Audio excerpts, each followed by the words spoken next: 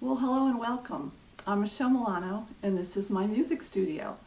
What I'd like to do today is to introduce you to some good and healthy vocal techniques.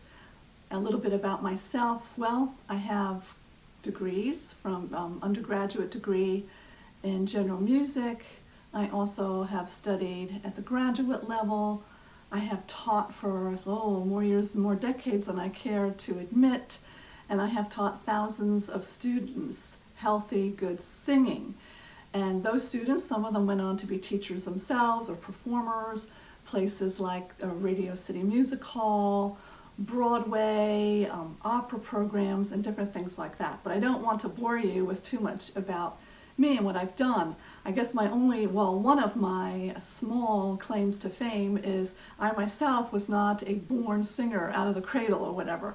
I learned to sing when I was well into my 30s, and not to be too personal, but I'm 63 years young and still singing.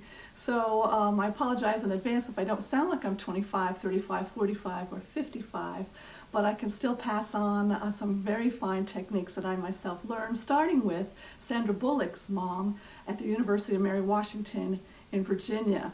She taught me, or forced me I should say, she was a wonderful teacher, and I would say thank you to Helga Bullock, because it is because of her that I sing at all. Of course, I went on to do many other things and study with many other people, but she was definitely my inspiration and my beginning.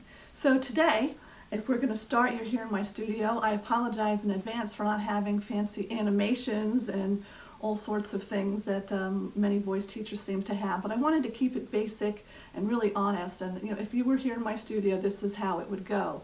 So we would start with, I'm assuming you're a beginner, and we would talk about, what are your goals?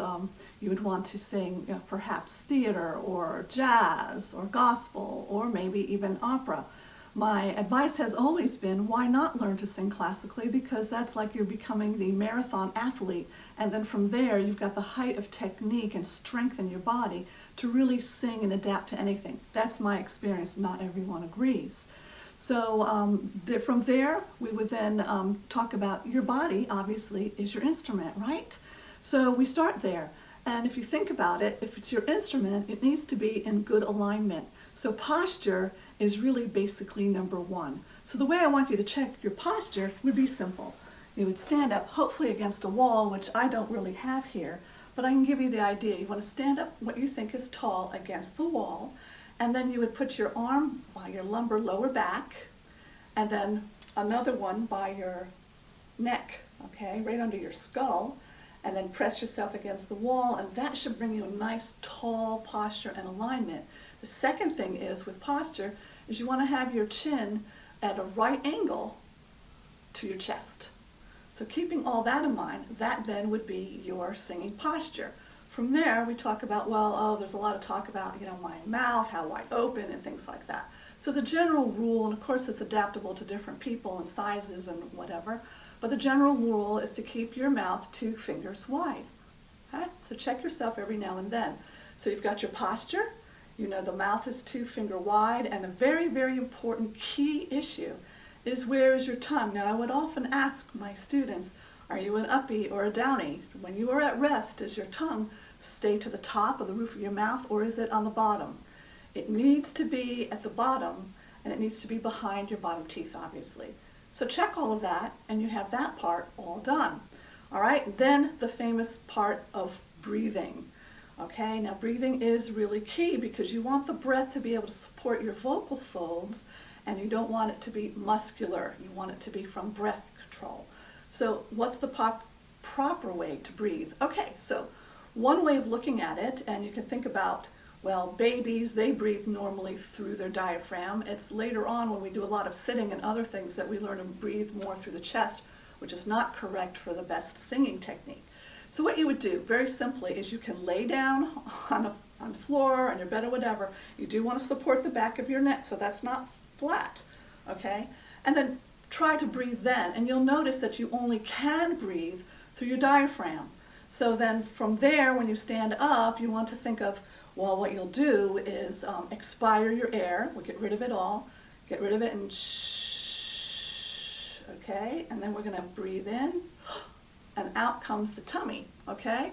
And what that does is when you do it that way, then your diaphragm is pushing down on those muscles and areas and tissues so that the lungs can drop down and totally fill up. So there's the basic premise for singing. I often would tell my students to do some vocalizing or your warm-ups, lying down and being very, very conscious of what organs or what muscles are moving, and be very careful that nothing up here is moving. In fact, when you are singing, you can check here and make sure that nothing is grabbing or moving in there. You should only feel sound vibrations. Okay, so that's basic breath control, okay? But that's something that takes a little while before it becomes muscle memory, but it will. I promise you that it absolutely will. So from there, another thing you want to do is get yourself stretched out, relaxed. I like to say roll your shoulders, okay? You can stretch up, all right, and while standing, or you can reach down, roll up. But what's really important is to be able to relax those strap muscles, which are key for your larynx to be relaxed. So I would advise you can turn to the right, okay, as far as you can without pain, and then look down, all right, back up, straight, turn left, and look down again, and you can feel that stretch all in here. Another way to do it, but you don't want us to force it, is you can if you got a chair or a stool, put your hands on either side and do the same, and you can feel that pull of the muscles all the way down and that way. Stretch, same deal this way, and stretch. And then you want to think about having fun, because this is singing and this is what you've always wanted to do. So I would say think of positive things, good places. I don't know, perhaps an ocean scene, something in the universe, or a desert scene or something. You want to just put your mind in a really cool type of, maybe even dreamlike place, that you're relaxed and you're ready to sing. It's a balancing act, no doubt, because you've got all these things to think about with your muscles, your diaphragm, your neck muscles, your tongue, right? How 2 finger wide, all these different things. So that being said, I'm going to move on to do some basic vocalizing for you. So we will do that, but you want to talk about, what's all this about open throat, right? Well, there are a lot of schools of thought on that. But for me, I think the basic thing, one of the things you'll hear a lot of is a yawn, Oh, you want to get that wide open space back there, and it lifts your soft palate and all that. But that's not how I teach. It is the beginning of the yawn, but once you go too far, it is counterproductive. So I prefer to think, and maybe you don't like this one, it's like you're about to sneeze, right? And you can kind of feel all that air pass through everywhere, through all the passages. And one that's a little more negative is if someone went boo and you were scared. Same deal as the sneeze. So that's as open as I like to think about it. And then we want to focus on using that diaphragm with each breath. So what I teach is, and you'll see a lot of it, I think when you watch or have been to voice lessons, it is the epitome of really silly. So yes, it's going to be silly and maybe even a little uncomfortable, but I always advise, go someplace where you're on your own, a corner of your apartment or your home, have a little designated area where you can feel relaxed and try out these things. So here we go. So the best exercise that I have found, and I've seen it on a lot of videos and I've done it in a lot of voice studios, is what we call a lip buzz or a trill, lip trill. And the reason why we do that is because we want to be able to engage the diaphragm. So when you do a lip buzz, okay, here's a demonstration. This is, right? Very simple, but if you feel that something is definitely going on here, and that's what you want to engage and strengthen. It doesn't happen overnight, but it's just like any other sport. We're often called vocal athletes, but it takes some training and it takes some time and it takes some patience. So let's have fun and enjoy the journey. Okay, so those lip trills or lip buzzes. So what I'm going to do, I'm just going to take you in a middle area of hopefully any range. Of course, I'm a lady and I'll sing soprano. I'm a soprano. But for you guys, you would sing lower. And as soon as I figure out how to put links on the bottom of this page. I will have a set of soprano alto warm-ups, tenor, and bass baritone, which I already have recorded, but I just have to put them somehow online. I will also introduce a song or two that are very simple and actually in the public domain, so there's no copyright issues. But we will learn to sing an Irish lullaby. Perhaps you know it, I think best sung by Bing Crosby, Tura Lura Lura. It's a lovely song, a great way to learn some good vocal technique and not having too complicated a melody. Okay, so back to those lip trills. So let's just take it, if you're a lower voice, you're going to go down an octave, and just thinking of the notes, and you're going to buzz. So if you're a guy, obviously I can't do that. Then we're going up to the next note. And I want you to be standing. I don't have that opportunity here. My arms aren't long enough. So you want to stand. Remember all of your posture, your back, your neck. Can't do the 2-finger wide thing, okay, or the open throat too well at all. But you just want to engage and feel that you have a diaphragm that's developing and engage. So here we go. All right, I'm just going to take you up a few more. So you continue, and I will not, and I'll make sure I play the right notes. Okay. I'm sure you're doing well. All right, just one more.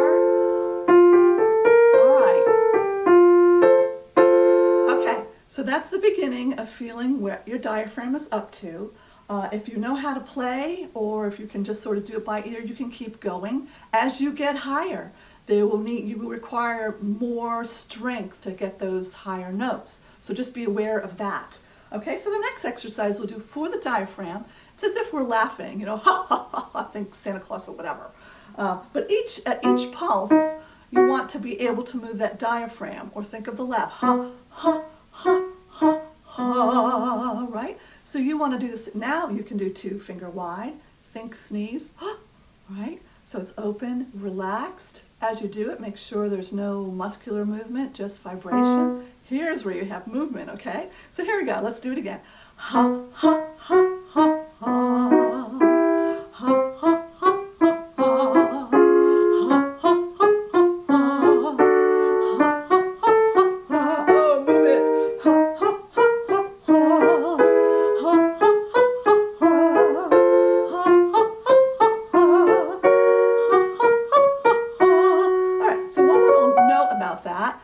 Make sure your tongue is in the right place. And so what helps with that is think of the Y. Put a Y in front of the ya. We'll do a ya and then ha ha ha. Ya ha ha ha ha. And that gets your tongue in the right place. Ya ha ha ha ha. Ya ha ha ha ha. Ya ha ha ha ha. Ya ha ha ha ha. Ya ha ha ha ha. Ya ha ha ha ha. Ya ha ha ha ha. Move it.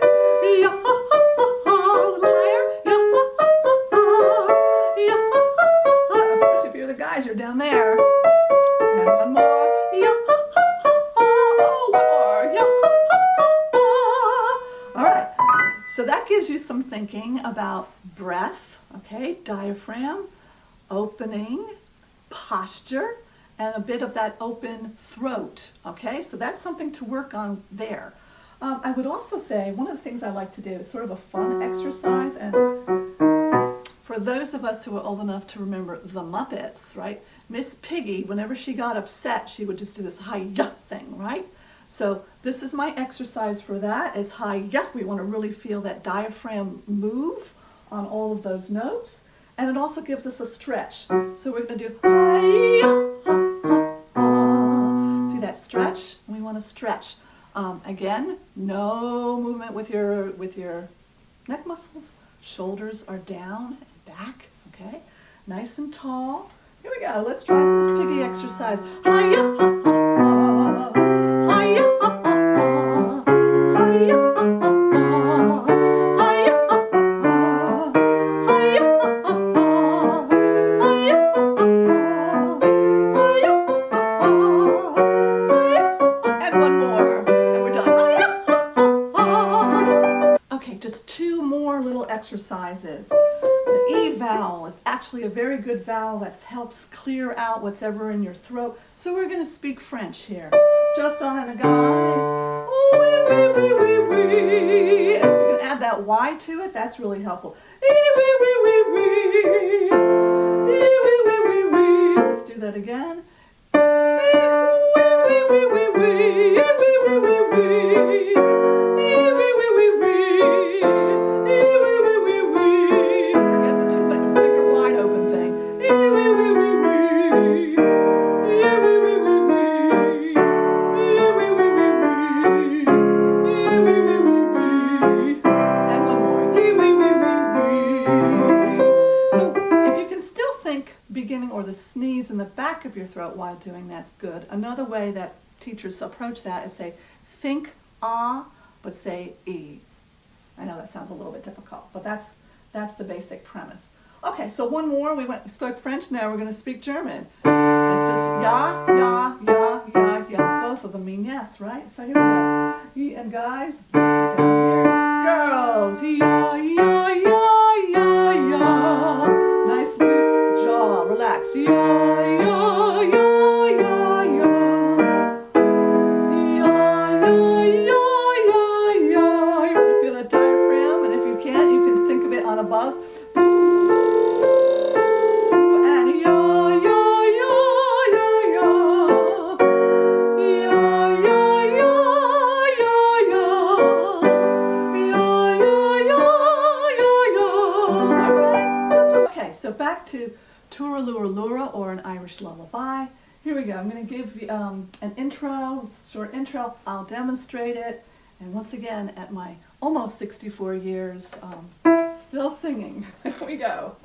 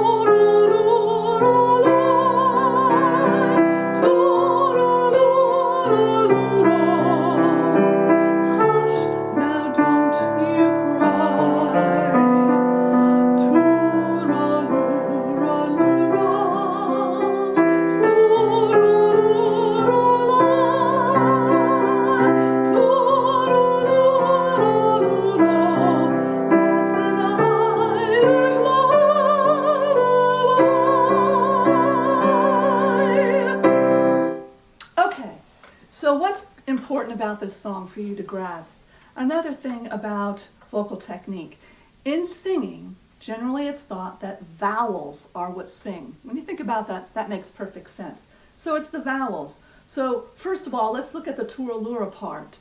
We want the beautiful vowels, and the vowels should sound, in your mind, just as loud or as strong, each one, even though they're placed at different places in the tongue, therefore resonate differently. But the goal is that they sound about the same. So that's something to think about in the background. Basically, it's this. Vowels sing, and the consonants are just think of tiny little frames you kind of like zip and go through. You don't want to sing through an R, right? So I did it, a classical or classic vocal technique is to roll your R's. Now, not everybody can do that. It's a good exercise. It keeps all the sound and the air forward rather than going back into your throat, which can also make you off key. Not a fun thing. So if you roll them, and just as an aside, if you can't, a little exercise you can do is to say pot of tea and keep going faster. Pot of tea, pot of tea, pot of tea, pot of tea, pot of tea, until you have a roll. So you can do that. Or just do a very, very light R in your mind, okay? Either way is fine. They also used to teach it, singing it as a W so that you don't swallow the R and the air, but I would say just a light R, or if you can roll a 4 down. So here we go. On the two, you want to always think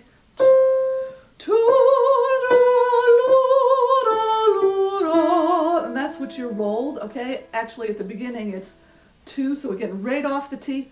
Right? Right off it, right off that consonant and into the vowel. So if I keep the R, right? So right? And so that way it lets the air flow and it just flies and does its own thing. So be thinking of that. It's always the vowels that sing, and that's why I think this song is excellent. Same with the beginning. Concentrate on the same thing. Over in Killarney, and get right off it. Many years ago, mother sang a song to me in tones so sweet and low. All right? And don't anticipate the following consonant. For instance, on that low, you're going, don't think the W, otherwise it comes out low, right? Low, W at the very end of that, the count of the beat there. So that's the basic idea. Go ahead and practice these things, see what you think. I also will put on there, I will introduce in the next video, if I do it, if there's interest, I will come back and keep teaching. And I will introduce a very simple classical song. Why not? It's a really pretty little piece. It could be thought of as more of a folk song, and we can do folk songs too. I think that's an excellent place to begin. It is a process. Keep that in mind. It's not like instant, maybe for some, but really it's still it's a muscle training endeavor. So maybe you haven't used those muscles. You can try to sing this song, or even on a la, while you're laying down, while you get that breath support, understanding that and what needs to happen with all of that. You can do it that way. You can also do it if you're hold your, I don't really like this way, but you can also hold your arms back and make sure you don't use your chest, okay, to breathe. It's all got to come out of there. Remember, expire the air, get rid of it, shh, breathe in, and then, okay. One last thing, you will notice that you need to keep breath. You don't breathe every other word. I know it's kind of the thing now, but you want to breathe at the end of thoughts or phrases. So just keep that in the back of your mind till we go on to the next lesson, okay? So thanks for tuning in and giving me a chance here. I hope to keep going. Just as an aside, I have my website, michelemilano.com, where I have so many other things that I offer. One of the things that I do nowadays is I make jewelry. In case you noticed, that's what I have here, and I have another one of my pieces. So basically, when I was performing, I'm always looking for just the right piece of jewelry to wear with one of my concerts, and never could quite find the right look. Long story short, I found it one day in a store, just sort of cruising past the jewelry counter, and something caught my eye. It was on sale, $2. My goodness, right? And I got it home. It broke. Pile of beads from there. That pile of beads to the Corcoran School of Jewelry, Corcoran School of Art and Design, excuse me, that I started metalsmithing and making jewelry. So that's all on the website. But for now, this is just the music side. So I again thank you and hope to see you again. All right, keep singing. Bye.